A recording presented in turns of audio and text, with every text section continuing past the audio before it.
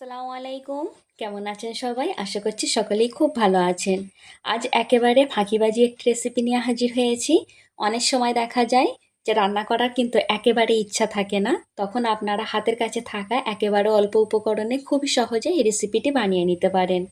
তাই এই ভিডিওটি যদি আপনাদেরকে একটুও ভালো লেগে থাকে, অতি অবশ্যই ভিডিওটিতে একটি লাইক করে দেবেন আর চ্যানেলটি সাবস্ক্রাইব করে পাশে থাকার অনুরোধ রইল। চলুন তাহলে ভিডিওটি শুরু করা যাক।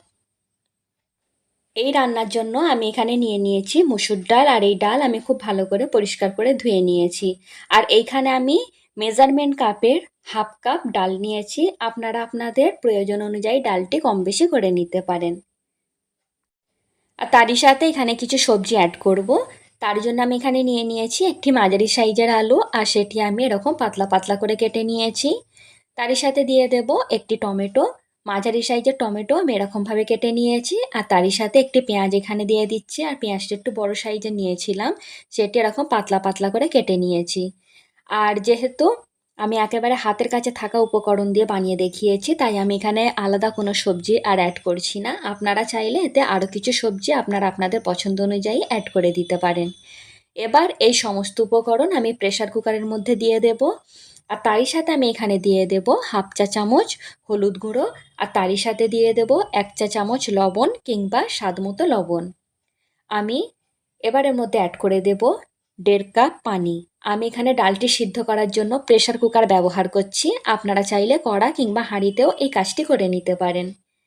এবার পানি দেওয়ার পর আমি এখানে দিয়ে দেব একটি আস্ত কাঁচা লঙ্কা। আমি লঙ্কাটি কিন্তু কেটে দিচ্ছি না, আস্ত অ্যাড করে দিচ্ছি। এবার আমি প্রেসার কুকারের ঢাকাটি বন্ধ করে দেব, আর গ্যাসের উপর বসিয়ে আমি 2 থেকে 3টি সিটি দিয়ে নেব। এরই মাঝে আমি 3টি সিটি দিয়ে নিয়েছি, আর রুম টেম্পারেচারে রেখে ভিতরের বাষ্পটি পুরো বার হওয়ার জন্য রেখে দিয়েছিলাম। এবার আমি ঢাকাটি একবার খুলে চেক করে নেব। দেখুন এখানে ডালটি কিন্তু খুব সুন্দরভাবে সিদ্ধ হয়ে গিয়েছে। আপনারা আপনাদের প্রেসার কুকারের সিটি বুঝে এখানে সিটিটি দিয়ে নিতে পারেন। আমি এখানে মোট 3টি সিটি দিয়েছি।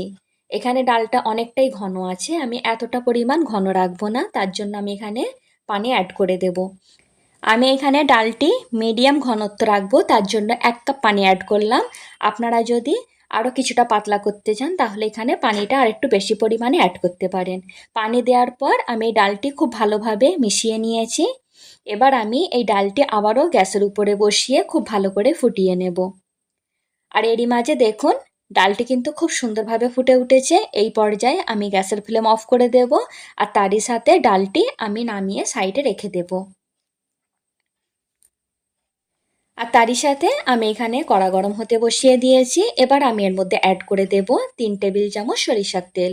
আর এই তেল গরম হওয়ার সাথে সাথে আমি এখানে অ্যাড করে দিলাম হাফ চা চামচ পাঁচফোড়ন।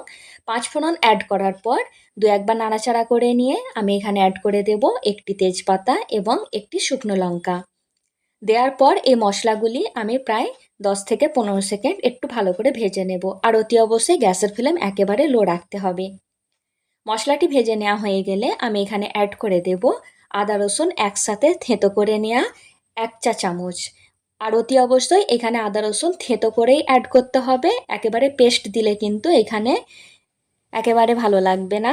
তাই অতি অবশ্যই এখানে আদা রসুনটি একটু থেঁতো করে নিয়ে অ্যাড করার চেষ্টা করবেন। এই আদা রসুন তেলের মধ্যে দেওয়ার পর 40 সেকেন্ড মতো আমি খুব ভালো করে গ্যাসের ফ্লেম লো রেখেই ভেজে নেব। আর এরই মাঝে প্রায় 40 সেকেন্ড হয়ে গিয়েছে। এবার আমি এখানে অ্যাড করে দেব লাল লঙ্কার গুঁড়ো হাফ চা চামচ। আপনাদের হাতের কাছে যদি কাশ্মীরি লঙ্কার গুঁড়ো থাকে তাহলে সেটি এখানে অ্যাড করতে পারেন। এই লঙ্কার গুঁড়ো দেওয়ার পর আরও প্রায় 20 সেকেন্ড মতো মশলাটি ভেজে নিয়েছি। ভেজে নেওয়া হয়ে গেলে আমি এখানে অ্যাড করে দেব সিদ্ধ করে রাখা ডিম। এখানে আমি 3টি ডিম অ্যাড করছি, আর এরকম পাতলা করে স্লাইস করে নিয়ে আমি এখানে অ্যাড করছি। আপনারা আপনাদের পছন্দ অনুযায়ী এখানে যে কোনো শেপ করে ডিমটি কেটে নিতে পারেন। এবার এই ডিম এই মশলার সাথে খুব ভালো করে প্রায় 30 সেকেন্ড মতো ভেজে নেব। তার থেকে বেশি ভেজে নেওয়ার কোনো প্রয়োজন নেই, 30 সেকেন্ড মতো ভেজে নিলেই হবে। এরই মাঝে 30 সেকেন্ড হয়ে গিয়েছে। এবার আমি আগে থেকে সিদ্ধ করে রাখা ডাল এর মধ্যে ঢেলে দেব। আর এই পর্যায়ে গ্যাসের ফ্লেম অফ করে দিতে হবে। অফ করে দিয়ে এখানে আমি এই ডালটি খুব ভালো করে এই মশলার সাথে খুব ভালো করে মিশিয়ে নেব। এখানে সমস্ত উপকরণ খুব ভালো করে মিশিয়ে নেওয়া হয়ে গিয়েছে। এবার আমি এখানে অ্যাড করে দেব গরম মশলার গুঁড়ো। আর এই গরম মশলা আমি এখানে 1/2 চা চামচ অ্যাড করছি। আর এই মশলা অ্যাড করে দেওয়ার পর আবারও খুব ভালো করে একটু মিশিয়ে নিয়ে আমি এই পাত্রের ঢাকাটি বন্ধ করে দেব। প্রায় 10 মিনিট মতো রেস্টে থাকতে দেব, তারপর আমি এই ডাল ডিশ আউট করে নেব। তাহলে দেখতেই পেলেন যে কত সহজে এই ডালটি আমি আপনাদেরকে বানিয়ে দেখিয়েছি। আর বাড়িতে থাকা একেবারে সাধারণ উপকরণ দিয়ে এই এত মজার যে একটি ডাল বানানো যায় সেটি আপনারা বাড়িতে ট্রাই না করলে একেবারেই বুঝতে পারবেন না। আর এই ডালটি আপনারা সাদা ভাত, রুটি কিংবা পরোটা দিয়ে খেতে পারবেন। এটি খেতে খুবই ভালো লাগবে। আর রেসিপিটি যদি আপনাদেরকে ভালো লেগে থাকে বাড়িতে একবার হলেও ট্রাই করবেন। আর ট্রাই করার পর কেমন লাগলো আমাকে জানাতে একেবারেই ভুলবেন না। ফিরে আসবো আবারও এরকম সহজ এবং ফাঁকিবাজি রান্না নিয়ে। ততদিন সুস্থ থাকবেন, ভালো থাকবেন। আল্লাহ হাফেজ।